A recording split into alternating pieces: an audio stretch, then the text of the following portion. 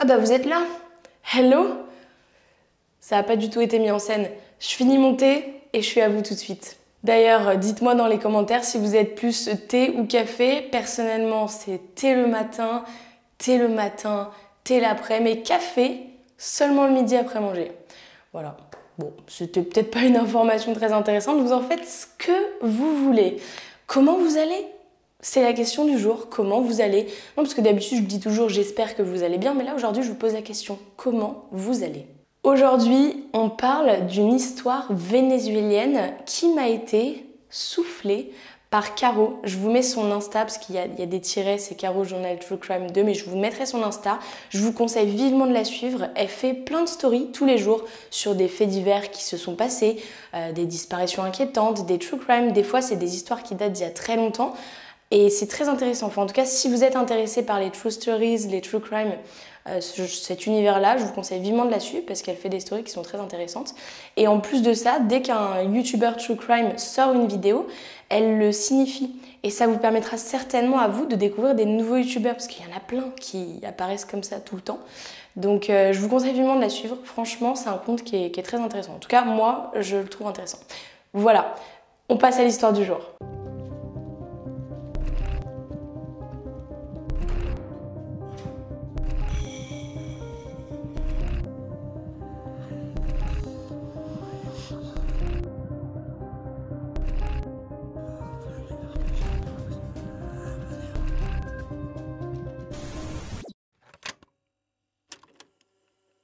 Je ne regrette pas tout ce que j'ai fait parce que j'aime la viande et que je ne suis pas le seul. Mon voisin Manuel était une bonne personne. Je me suis dit, si c'est un bon voisin, il doit être bien savoureux. J'en ai fait des boulettes. La seule chose qui ne m'a pas mis en appétit, c'est la tête, les mains et les pieds. Mais lorsque j'ai eu très faim, j'en ai fait une soupe et je n'ai rien gâché. Ça vous donne un peu l'ambiance de ce dont on va parler. Aujourd'hui, on parle d'un cannibale. Nous sommes à Tariba, dans l'état de Táchira, et c'est situé au Venezuela. Le 12 février 1999, deux jeunes appellent des membres de la défense civile car ils viennent de faire une découverte horrible. Dans un parc, ils ont découvert des restes humains. Immédiatement, les membres de la défense civile qui ne peuvent pas faire plus que ça appellent les forces de l'ordre. Ils se rendent sur place, puis ils quadrillent toute la zone, tout le parc, mais aussi les alentours pour en ressortir des restes humains de 6 personnes différentes. La première hypothèse qu'ils émettent instantanément, c'est « Ok, ce lieu doit être un lieu de sépulture qui a été utilisé par soit un culte satanique et donc ça aurait servi lors de rituels. » C'est la première chose qu'ils se disent. La deuxième hypothèse, c'est que ces victimes qui ont été retrouvées ont été victimes de trafic de drogue. Il y en a beaucoup au Venezuela. Mais pour l'instant, les deux hypothèses qu'ils mettent en lumière sont pas des hypothèses de tueurs en série. Ils ont fouillé le parc, enfin cette forêt, cette espèce de forêt, et ils se mettent également à fouiller un petit peu plus loin et ils repèrent un pont. Donc ils se décident à aller voir aux alentours de ce pont. Sous ce pont, ils trouvent une sorte de petite cabane, c'est plus un abri de fortune qu'autre chose.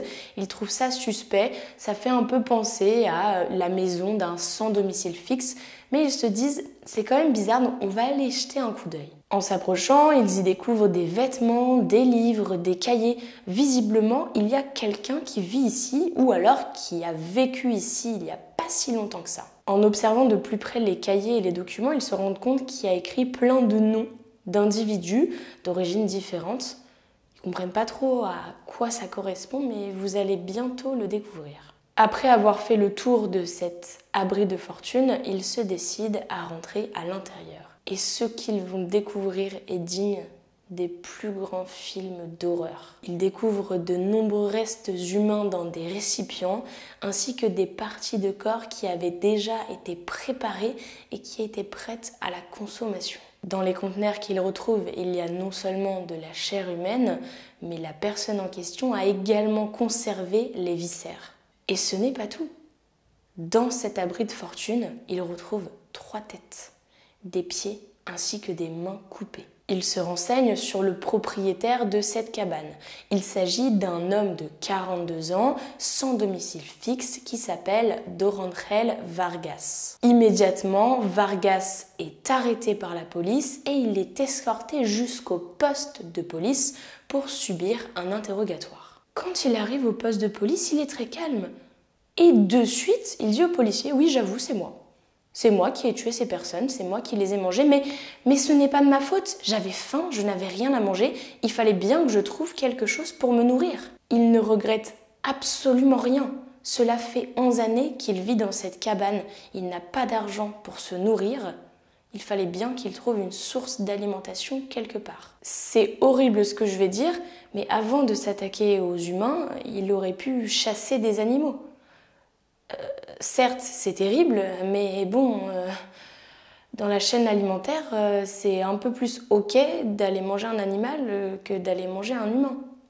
Même s'il aurait très bien pu trouver des choses certainement dans les bois, dans les champs, je sais pas, mais quand même, tuer un homme, il y a quand même d'autres étapes avant. Enfin, je sais pas ce que vous en pensez, mais vous me le direz dans les commentaires. Les policiers lui demandent combien de personnes il a tué et mangé pour essayer de savoir s'ils ont d'autres corps à retrouver.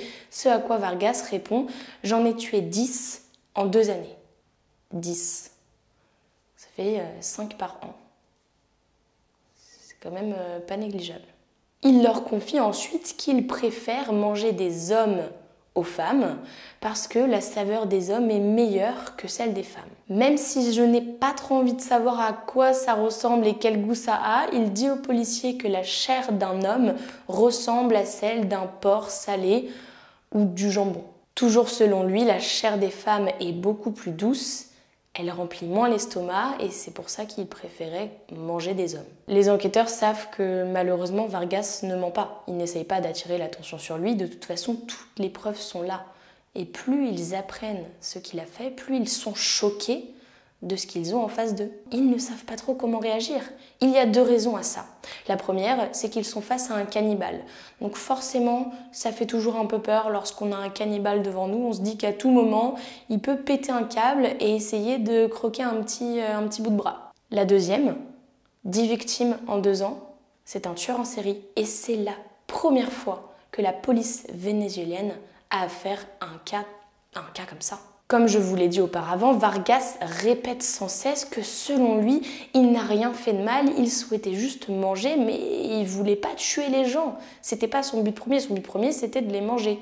Bon, pour les manger, il faut les tuer, d'accord, mais que dans sa tête, il voulait pas tuer les personnes, il avait seulement faim. Il insiste aussi sur le fait que certes, pendant 2 années, il a tué et mangé 2 personnes, mais il faisait très attention. Il ne mangeait pas toutes les parties, car il ne voulait pas avoir une indigestion. Après son arrestation, il se fait appeler El Comerciante, c'est-à-dire le mangeur d'hommes.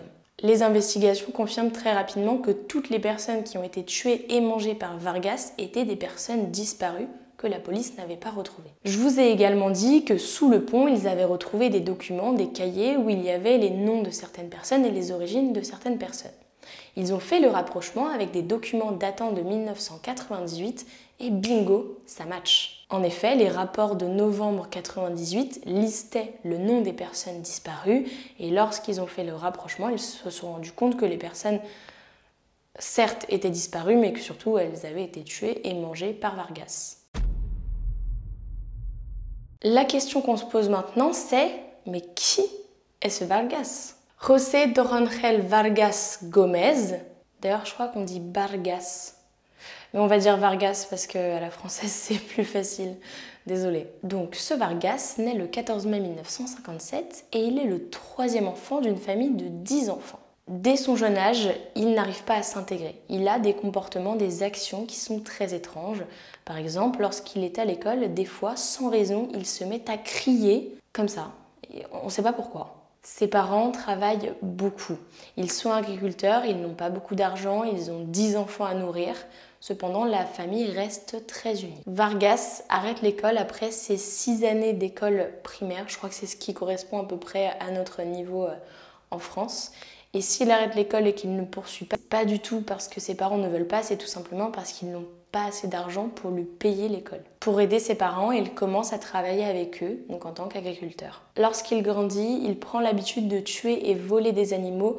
Dans un premier temps, ce n'est pas par pur plaisir, c'est tout simplement par pure nécessité, car ses parents n'ont pas beaucoup d'argent, il faut bien nourrir les 10 enfants. Et donc s'il fait ça, c'est pour que ses frères et sœurs aient à manger. Ce qui en soi n'est pas forcément choquant puisqu'il ne les mange pas crus, il les cuisine. Donc c'est comme si quelqu'un allait acheter un filet de poulet au supermarché et il le cuisinait. Juste lui, il les chasse pour éviter de les payer. Seulement voilà, il va y avoir un twist. Un jour, il décide d'aller chercher un poulet, de le tuer, de le manger cru et de boire son sang. C'est à ce moment-là que tout bascule. Ses frères et sœurs qui ont vu ça sont complètement choqués et d'autres agriculteurs du coin l'ont également vu faire et ils savent pas comment réagir, ils restent bouche bée, ils comprennent pas pourquoi il fait ça. À cela, il faut ajouter que ses parents ont témoigné en disant que leur fils était possédé par des esprits maléfiques. Un jour, il a même attaqué son frère car il pensait que les voix qu'il avait dans la tête venaient de son frère et il voulait faire taire ses voix. On raconte même qu'un jour, il aurait sacrifié une vache, puis il aurait arraché son cœur et il l'aurait mangé cru alors que ce dernier était encore tout chaud et en train de battre. Ça me dégoûte.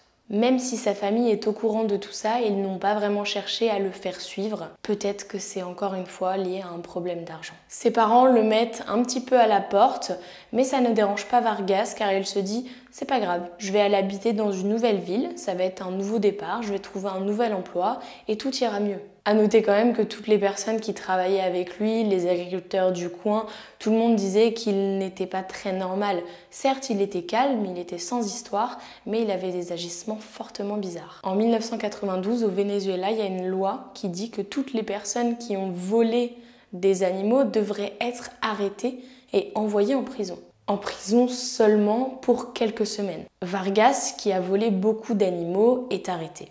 Et lorsqu'il est arrêté par la police, il leur dit que ce qu'il aime par-dessus tout, c'est manger la viande crue, boire le sang et même manger le cœur.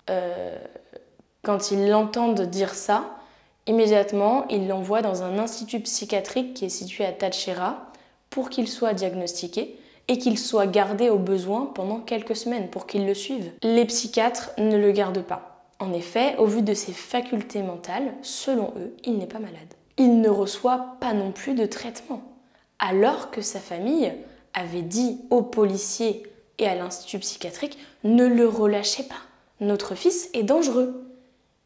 Il n'est pas normal, il y a un truc qui tourne pas rond chez lui. Les policiers n'écoutent absolument pas ce que la famille dit, puisqu'après l'avoir gardé quelques temps, mais vraiment pas beaucoup, ils le relâchent. À sa sortie, il est très en colère contre sa famille. Puisqu'il ne se sent pas soutenu, il se dit qu'ils ne veulent pas de lui et que la seule chose qu'ils veulent pour lui est qu'il reste en prison. Et ça le met en colère. À 15 ans, il part définitivement de chez ses parents. Il va s'installer à San Cristobal. Pour rappel, il n'a pas d'argent, il n'a pas d'emploi. Il voit un pont et il se dit « je vais construire une petite cabane et je vais vivre sous ce pont ».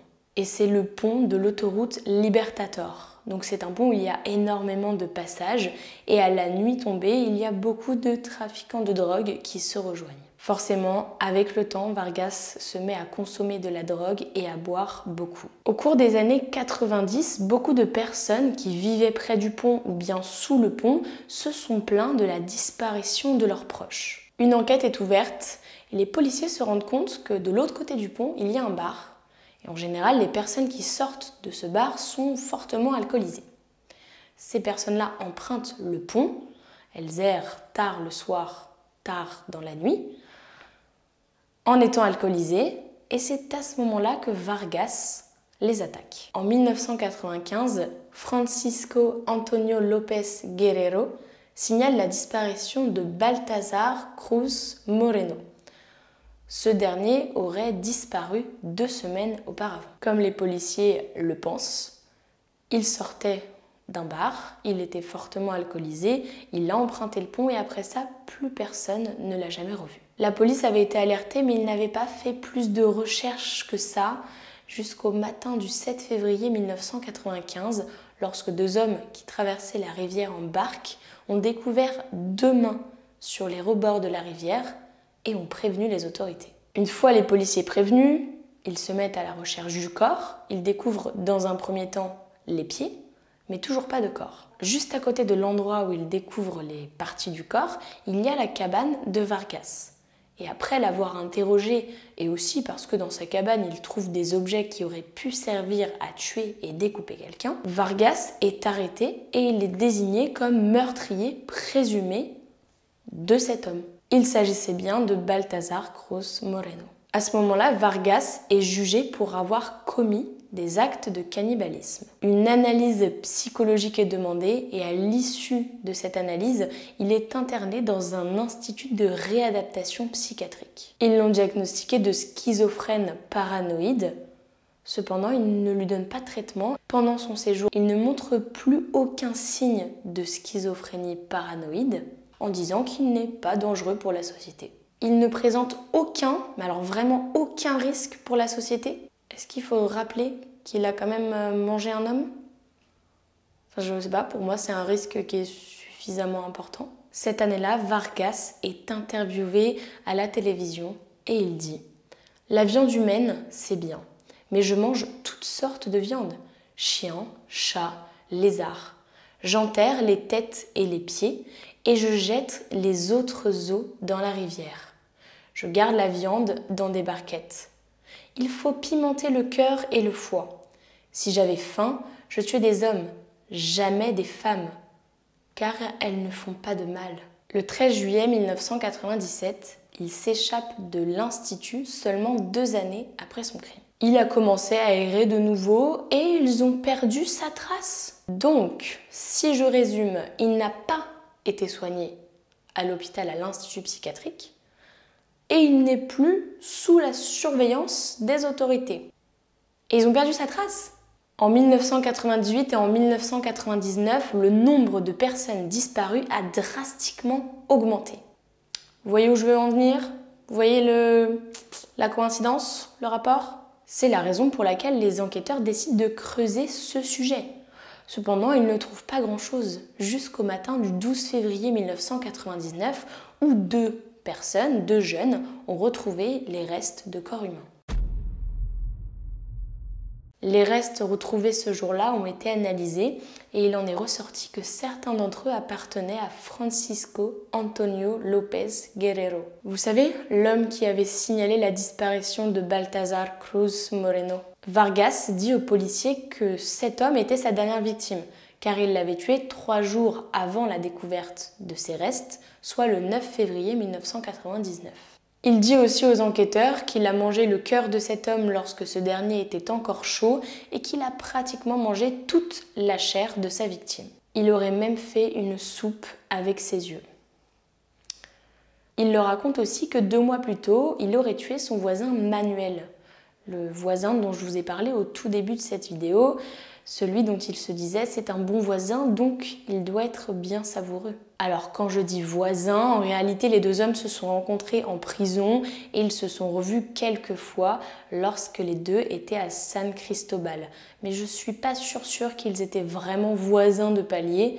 Voilà, juste pour la petite précision. Il en aurait fait des empanadas, mais il ne s'est pas arrêté là, puisque dans sa grande bonté, il a décidé d'en distribuer à tous les autres sans domicile fixe qu'il rencontrait pour que ces derniers puissent manger. Et apparemment, ils lui auraient tous dit que c'était délicieux, sans savoir ce qu'ils venaient réellement de manger. On sait que Vargas préférait manger des hommes, mais pas n'importe quel homme. En général, il ciblait des passants entre 30 et 40 ans, qui étaient en bonne santé comme des athlètes ou des ouvriers. À certaines occasions, il ciblait aussi des ivrognes, c'était plus facile pour lui. Par contre, jamais il n'a tué de femmes, d'enfants, de personnes en surpoids, car selon lui, ils avaient potentiellement du cholestérol, ni même de vieilles personnes, car il disait que leur chair était contaminée. En général, Vargas matraquait ses victimes à mort avec une lance en métal, en forme de tube, ou bien des rochers, des cailloux qu'il trouvait. Puis, il les démembrait et mangeait les parties de leur corps par la suite. Il gardait les parties du corps dans des conteneurs pour les conserver.